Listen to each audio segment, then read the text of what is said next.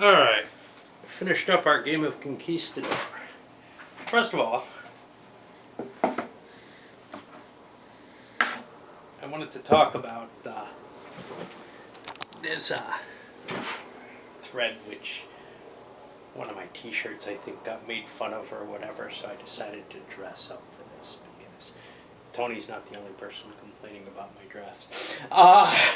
No, I kind of wanted to get a little bit dressed up for this because honestly, this is, I think, the most fun I've had playing a game in a while, quite a while. And a lot of times people say, "Oh, you sound like you're having fun." I don't know. I didn't hear that at all on this one, but I enjoyed this more than anything I've played. I don't know how long. Since maybe near the beginning of when I started videoing, a few of them I really enjoyed then. Yeah, recently there have been things I really, got a kick out of. One of the Sweden fights on battles was great. But I really, really got into this. And it's funny because I have sort of a... I switch back and forth on this game. The last couple times I've played it, solitaire or opposed, I've kind of walked away with, yeah, that's one of those things that maybe I really liked long, long ago, but it's kind of lost a lot of its shine. Maybe other things have surpassed it, whatever. And in a lot of ways you can say they have. I mean, something like Here I Stand gives you much, much more interesting kinds of choices. More importantly, it's more grounded in the history. It gives you a better flavor into the history. Certainly, Europa Universalis gives you this tremendous rich flow. And it may be things like that, certainly Here I Stand was recent for me, but it may be things like Europa Universalis kind of dulled the flavor for me. But then playing this at this sort of perfect length, for me, 10, 12 hours of something I really like is very good. Maybe this is less than that, I don't know. It takes a longer time solitaire. But then when I look at the damn game, I have a really hard time saying anything terribly good about it except, wow, I really enjoyed this. I'm trying to rack my brain. Why did I enjoy it so much? It's not because it's a good simulation. For all its weight, it's not tremendously heavy, but it's significantly more so than in feel than, say, I don't know, trying to think of something else to put in its place. Well, it feels heavier than Here I Stand. Now, obviously, rules-wise, it can't be, because it's sitting on 12 pages of rules in the SPI version. It's got hexes, though. It's got all this little specific movement and everything. But none of that usually matters too much. And most of it's very, very wrong. I mean, it's just, it does not present a historical picture at all. Here I Stand with its level of abstraction, not that Here I Stand is about colonization, but its level of abstraction, etc., its naval combat rules and everything, it gets it all believable. This you walk away with and you say, geez, 5 years and all I sunk was 2 ships? 5 years and 3 cities ran 300 miles inland? Come on, what is going on here? It's very unbelievable. Pre-1600, and there's enough military focus to really wipe out all the colonial power. Again, you might be able to justify that last point. Certainly, if the great European powers decided to focus the way they did later in the 7 Years' War or in the American Revolution, that kind of effort into the colonies, into military action in the colonies. Yeah, they probably could have, wiped out one of their competitors for colonial territories. Wouldn't have mattered. I mean, it really wouldn't. The war would be decided in Europe. The colonial boundaries would be reestablished. The tiny colonial presences would be fairly easy to replenish. Colonists, you can't capture them. The Dutch colony in New York, it's not like the Dutch are in the game, but that was seized. Of course, that's after the period of this game. But these were small territories where whatever that colonist point or 5 points or whatever is meant to represent, it's hard to determine. I mean, is it just the people? Because that's what you're kind of hauling across that's hard to haul. Equipment too. But if it was just the people, then it should reproduce a little bit. If it's the industry, the tools needed for that, I don't know. It just does not feel. It doesn't give the level of historical realism and believability that you would expect given the amount of effort put into it and all the special rules. But it doesn't matter. I like it. So what is it I like? Well, I like it because it's got that proper level of fiddliness of little things to go. And by the way, if you don't like rolling a lot of dice, don't play this, because once you hit the halfway mark or so in this game, you're rolling so many dice. Every stack has to roll multiple times each turn, and the ships have to roll all their stuff and everything. I like the plotted movement. It's at that sort of perfect level there, too. I'm just plotting a couple of things, but those couple of things really influence the entirety of the turn. If the naval combat system was a little bit more profound. But yeah, if you took away the hexes, if you took away all the detail levels, whether they're right or wrong, the game would become like something like, and I haven't covered this yet, so it's painful to say it, Warlords, China in Disarray. I'm trying to think what I have covered that has that sort of too-like feeling. Britannia, maybe. History of the World, which I haven't done yet. It's not, but it's hard to say. Now, as to historical relevance, it's funny because I've only played New World once. And I don't remember being disgusted the way I am with this in terms of the historical aspects. I don't remember it being terribly fun. I think maybe it's on that kind of lighter level where it doesn't feel as enjoyable to me. But one of my friends hated it because it was so much less realistic than this. Now, to me, this is a failure in realism, but, at a significant cost in detail. And isn't that what I just yelled about Pax Romana about? Well, Pax Romana has detail, but it doesn't feel like that detail buys you whatever this bought. This brought an interesting, intense situation, the plotted movement, not knowing where you're going to be struck, diplomacy that affects a lot of things. The game in this is really more enjoyable than most games that I've played. And that's kind of the interesting part here. If you put aside the historical element, and if you have a tolerance for a little bit of, paperwork, because yes, you do have these to fill out, but they're not very big. You do have to keep track of the native levels.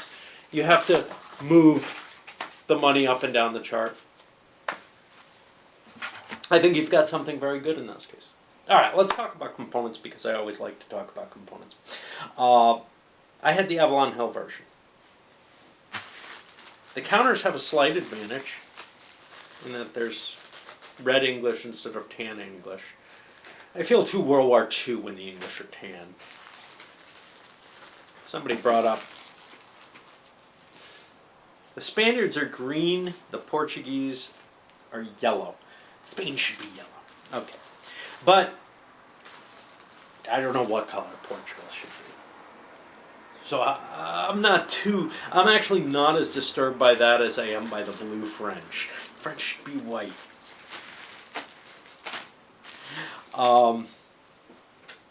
I almost feel like Explorers, Conquistadors, etc., having the historical ones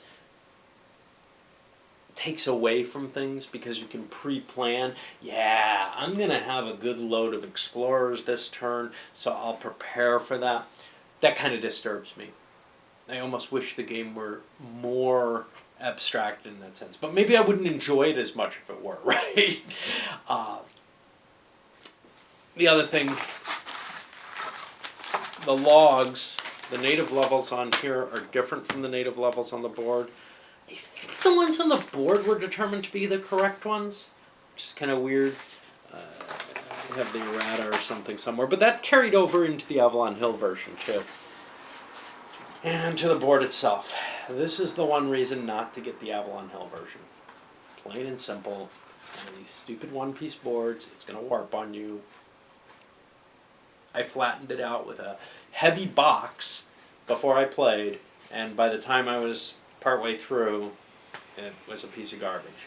And I'm really worried that the same is going to happen with my GMT hard boards from their designer editions, although I have not seen any signs of them. They seem to have gotten around, maybe sealing them a little better, because those Avalon Hill one-piece boards, Civilization was the first one I think I saw, I'm not sure. This may have been earlier, I don't know. They have always been a problem. It's nice to have a box, but it's nicer to have a board you can play with. And I don't know, the warping on that board might even pooch a piece of plexiglass up to the point where it's annoying. I'm not sure. But yeah, overall, this is a game that I feel like I can level tremendous complaints about its historicity. But somehow, it's a lot more fun than almost anything else. And it hasn't always been. I've played games of it where it just seems, especially opposed, where it just seems to drag and drag and drag. Nobody's doing anything. Everybody's kind of sitting around. It's especially bad if somebody's slow on their movement plot. There's not a lot to plot here. Stellar Conquest faces the same issue, and by the way, I love that game too. Stellar faces the same issue, where and probably Space Empires 4X, where if you have a group of people who take too damn long, who don't really understand, or who have trouble figuring out what they want to do in that movement plot segment, it's going to be horrible. For me, it's hugely bonused, because I can make up my decision of what to do with a movement plot like this in seconds. I mean, seriously, the turns take almost no time when you're playing it opposed. And it probably could come in at under 7 hours in that case. But playing it solitaire, it always takes longer. And playing it opposed, I think every time I've played it, there's been someone who just took too damn long. And I don't know. You know, when I look at it, I don't see a reason for it. So it's tough for me to grasp, because my ideas of what is required to cause AP is calculation. If I can calculate what is the best move, I need to. And I can put that aside and have more fun without it. But if I don't put it aside, I am miserable and I make everybody else miserable. This game you can actually start to calculate towards the end. I think I could have probably calculated the Spanish-English situation and optimized moves a little better, but the Spanish actually did quite well, and they had to move first, and the English did the best that they could in their move. Just looking at my play of it. Anyway, this is one that I can't wholly recommend. I can't wholly recommend anything, it seems like. I can wholly recommend Go. I can't wholly recommend it. The rules are okay. I feel like they need to be redone, though. Somebody needs to redesign this game. Just a little bit more, just a little fixes to those historical aspects, and I think this would be a fantastic game. As it is, though, I blow hot and cold. If I'm having a fun time with it as I was this time, it is, probably about an 8 for me. If I'm not having a fun time, I remember that I liked it a lot at one point, and I say, I'll give it a 7 because maybe next time I'll like it better or whatever. But the difference in terms of fun level is just humongous, and I can't capture in my head what it is that makes that difference at all.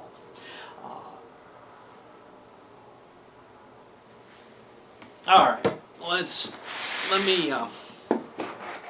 me briefly look through the rules and see if there's anything that I particularly wanted to say, because I think I'm saying the wrong things where.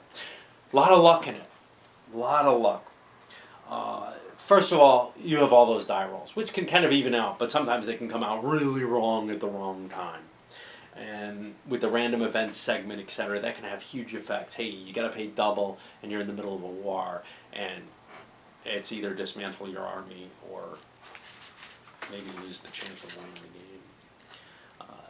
The gold mines, they can last forever. The question of whether or not to use the hidden tokens for the treasure cities. So treasure cities are a huge thing. In the initial game, they're all kind of laid out, and that helps shape, I think, the historical lay of the game. Because the guy with the jump, who tends to be Spain, early in the game, can take Tenochtitlan, they can take Chichen Itza, and Cusco's a pretty hard run until later. But when you scramble them and throw them on the board, and I don't think I do that very often, this may have been the only time I did that. If you scramble them and throw them on the board, you get something random. Other people can stumble on those, so they can add hugely to the randomness of the game. But this is not a game that's balanced, so the randomness shouldn't really matter. The balance that's in play is between the players. The players come up with the balance. France got one minor treasure city. And by the way, there's an extra treasure city when you play with those chits. They got the $40 treasure city, the weak one. It didn't produce a lot of money. The Spanish produced tons and tons of money. Yet, they got hosed over by the alliance system. It's a game that rewards being the guy not in the fight. If you can avoid the war, you're the guy who does the best. And the French kind of avoided the First English-Spanish War. And then they came in against the Spanish. And then they came in against the English. Always on the right side, it seemed like. There's some weird things with the pulsing of the game, especially with the naval movement, that can feel a little funny when you play it.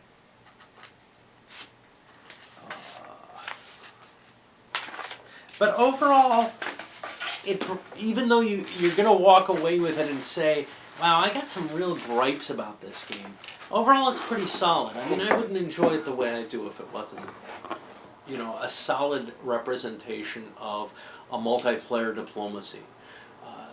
4-player diplomacy doesn't always work very well. Here it works very well. It's not too simple. When I play things like, I played that War for the Throne thing, that just felt so light and so trivial. There just wasn't enough going on. And with this, there's enough going on to capture your interest, to make that diplomacy more. Now, I don't mind playing a game of diplomacy, but that's like a 7-player game. Okay, well, it actually is a 7-player. So there's a lot more dynamic there between the different players. For a 4-player diplomacy game, that's a rough thing to do, and I think you need more meat than a lot of games tend to provide for that kind of situation. Alright, anyway, kind of left off in this floating area, but that's some thoughts on this one. I think it's something that, if you can find a cheap copy, especially the magazine edition, it's worth picking up. Because who knows how the board's going to hold up on the original. Alright, up we go.